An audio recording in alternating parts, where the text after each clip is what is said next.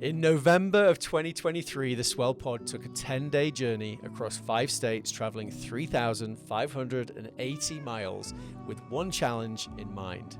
And that challenge was to interview 100 pleasantly rebellious humans to uncover deep truths about what it takes to create something that has never existed before, challenge the status quo, maybe even change the world.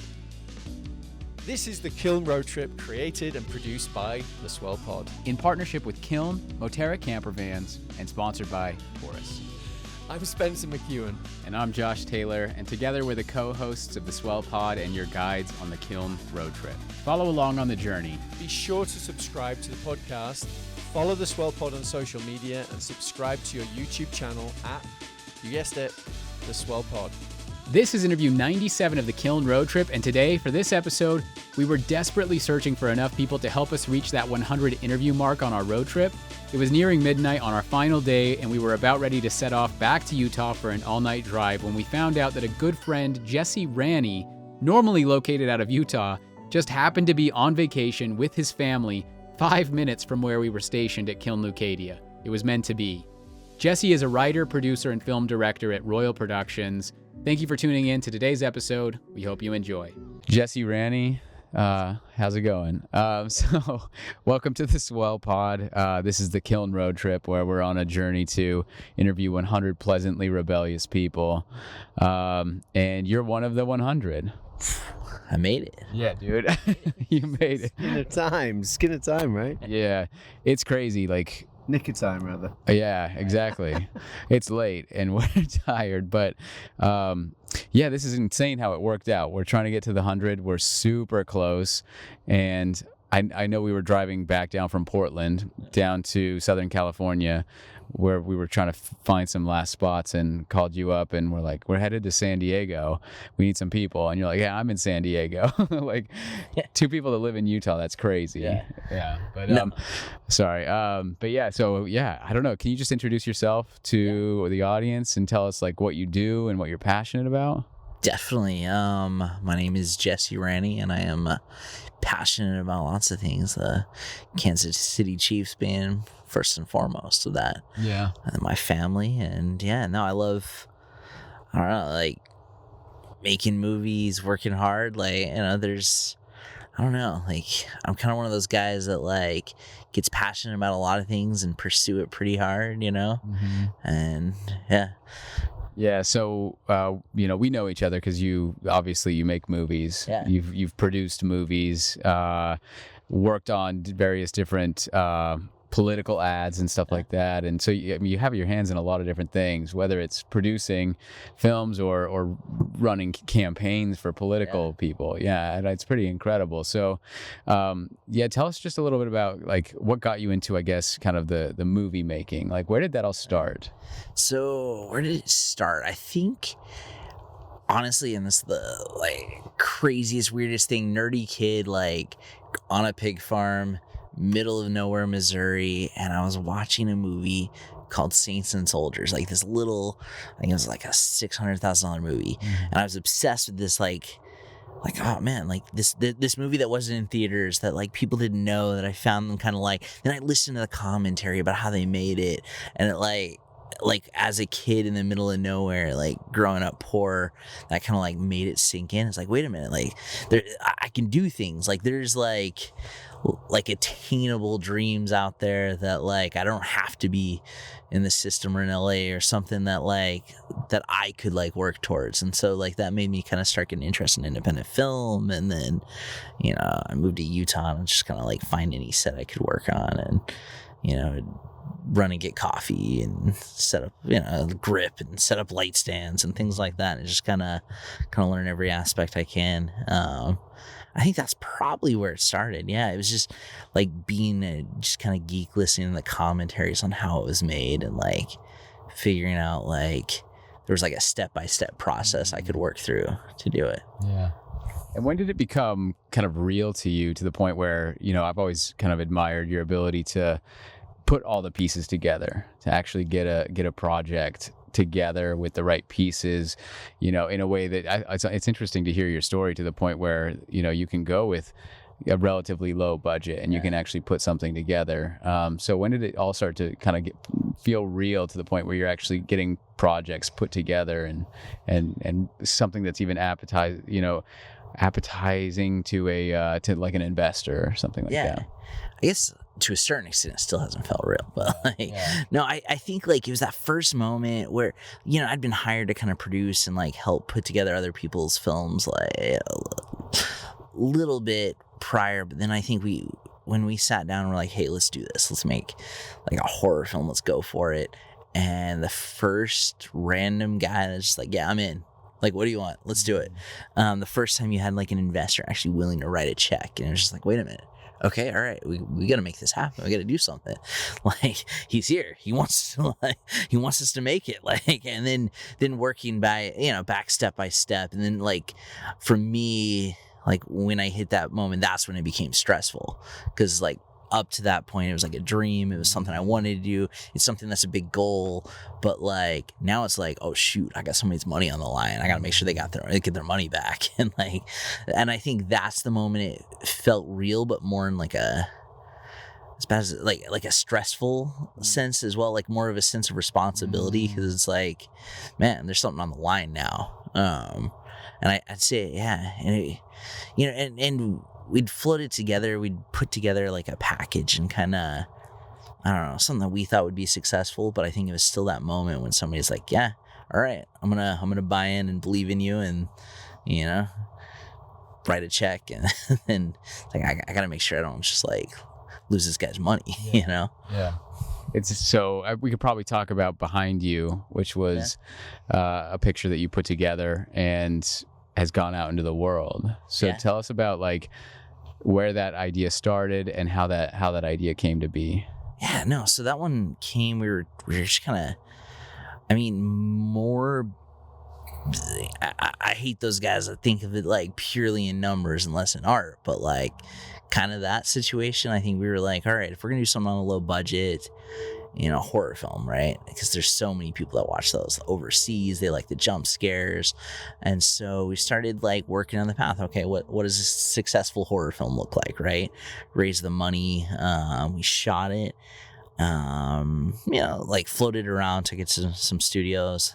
Had a lot of people pass on it, but then I think what craziest thing, COVID happened, right? Mm-hmm. And there ended up being this kind of bottleneck of films like throughout the world. And so we had this little $400,000 horror film that we made, and we ended up putting it in theaters in all these foreign countries that didn't have any content.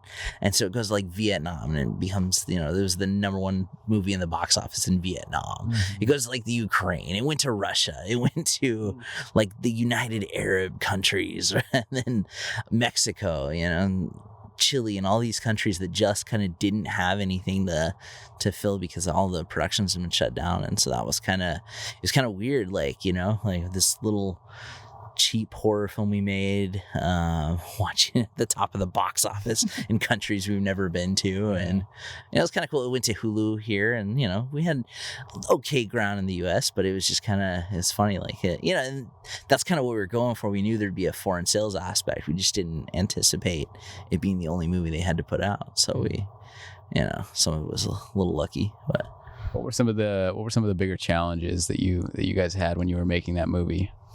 I think like, most of them are like the typical challenges of, do we have enough money to do this? Do we have enough money to do that? Like, should we spend a bunch of money to get a big actor, but are they big enough to make the money back? Like, and I think it's a lot of those decision makings. It's, it's mostly like deciding how you're going to spend the money and how does it come up on screen and what's going to help make a return in the long run, like, and then who's going to watch it afterwards and figuring that out. I'd say that was probably the biggest challenge of it all, which is kind of that, and how do we contain it in a spot where we can afford to do it, like so we shoot it all in one house. It really never leaves the house, so kind of interesting. Yeah, it's interesting because like, as that was the first project that really kind of got out, right? And so like it had to work. So like I imagine that had to have been like, I can understand why all those pieces had to fit together for you, right? Oh, definitely. It's like, well, man, like we got this opportunity. If we fail at this, like, then it's that grind to try to do it again and like prove that, okay, you failed once, like, why are you worthy to, like, have the dice rolled again kind of thing. And then whereas like, you're successful and people like it and they want to go back in and they want to jump in on the next thing. Yeah. So you have any questions? You look like you're about to fall asleep. No, because of you. It's we're pushing through it. Like, well, I mean, I've heard lots of good things about you, Jesse, from Josh over the years. But so you do a number of different. You do a number of things, right? You make stuff happen, especially stuff you passionate about, and whether it's films, which is that your first passion? Yeah, like I mean, I don't know. I'm kind of a mixed guy. Like, I love sports. I love politics. I love movies. I don't know. Like I don't know if I have a first passion as much as like I like things I enjoy and like to work backwards on how to make it happen. Yeah. What do you mean by that? I mean, like, I don't know. Like I think like I probably, when I have a goal, it's a little more strategic than like even like grandiose like dreams. Like for me, like it's fun like making something happen. Like whether it's I want to make a movie, like how do I work backwards and make it happen? I want to win a campaign for Congress. How do I work backwards and make it happen? And just kind of like I enjoy being the underdog, I think, and more than I enjoy like the accomplishment, I guess. Like I like the fight. I like the grind, I don't know if that makes sense. Yeah, I love that. It does. It absolutely makes sense. Yeah, I wonder why. Yeah. I guess I don't really know. I think part of it is being like that scrappy pig farming kid that, grew up poor and just kind of, I like starting from nowhere and like figuring out how do I, get to the next rung on the ladder kind of thing. So what are you working on that you're working backwards right now, or something you want to do that you haven't actually started yet that you can share? So we've got a few things. We got a few like movies in the works and stuff like that. There's a TV show that we're like super, super early on that I think that would be a fun project to tackle. Have a candidate for Senate. So, we've got a little bit of everything. I think, as far as projects right now, that's probably, between the two, like I want to get a TV show out there at some point. And then, if I get a little more liberty in the Senate, I wouldn't be disappointed either. So, if I can tackle that from at the same time. That's good. Yeah. It's actually really interesting hearing Spencer ask those questions because, like, I know you relatively well, not like really, really well, but I know you pretty well. Yeah. And hearing you ask those questions, like getting you answered like in ways that I wouldn't have expected. So that was pretty cool. I really liked that. So I think, one of the questions that we ask everybody in these interviews is, so everybody, right, is what does it take to create something that never existed before? Before we get into the rest of the episode, we want to thank the partners and sponsors who made the Kiln Road Trip possible. The Kiln Road Trip is brought to you by Kiln. Kiln is a boutique co-working and flex office community with 13 locations in 6 states across the West, dedicated to providing innovative workspaces that empower your team to thrive. Whether you're a solo visionary or an enterprise-level team of up to 100, Kiln transcends being merely a place to work. It's a hub for learning and connecting with like-minded professionals that will make you and your team love where you work. And if you haven't stepped foot inside a kiln yet, you really need to. On this road trip, we visited every single location, and trust us when we say once you see these beautifully designed spaces, meet the talented team, and connect with fellow members, you won't want to work anywhere else. Locations include Utah, Colorado, Idaho, Oregon, California, and Arizona. And they're growing too, with multiple locations set to open in 2024. Yeah, so be sure to check out the Kiln locations nearest you by booking a tour at kiln.com and answer SWELL in the question, how did you hear about us? Once you complete the tour, you'll be entered into a competition where you could win a 1-year membership, their club membership at Kiln. Yep, you heard that. That's kiln.com, book a tour, and be sure to mention SWELL in the question, how did you hear about us? The Kiln Road Trip is also brought to you by Moterra Camper Vans, a luxury camper van rental company for iconic road trips. Their top-of-the-line vans are available at 7 locations located near America's best outdoor adventure destinations. They have consistently earned the highest customer ratings in the industry, making Moterra camper vans your gateway to adventure without sacrificing on comfort or service. That's true, and initially we wanted to take this journey in a 1960s VW bus, but thankfully we found Moterra instead. With 3 van options, we took the Pop Top Classic, which sleeps 4 and is best for those who want to maximize floor space and storage. This was critical for us because it needed to sleep the entire crew, we needed space to edit, and we were traveling with large amounts of equipment, luggage, and other goodies that we picked up along the way. And this van took us through all 3,580 miles of the trip. Super comfortable and sweet to drive. And actually, Moterra offers fully planned itineraries if you'd rather leave the planning to someone else. Visit gomoterra.com/swell. That's gomoterra.com/swell. This episode is also brought to you by Taurus. Taurus is leading the charge in home energy storage. Taurus makes it easy to achieve energy independence and a greener tomorrow. The Taurus station provides everything you need to generate clean power, efficiently store electricity, and easily manage your energy use. And installing a Taurus station offers plenty of benefits, including save money on your electricity bill, also ensure energy security with backup power during outages, reduce carbon emissions with renewables. You can also automate EV charging and HVAC systems with 100% renewables. And enjoy unrivaled system monitoring and support. If you like the sound of those benefits, get a quote to build your Taurus station in less than 30 seconds. Super easy at taurus.co. That's TORUS.co. Now, let's get back to the episode. I mean, imagination probably. I think that's the hardest part is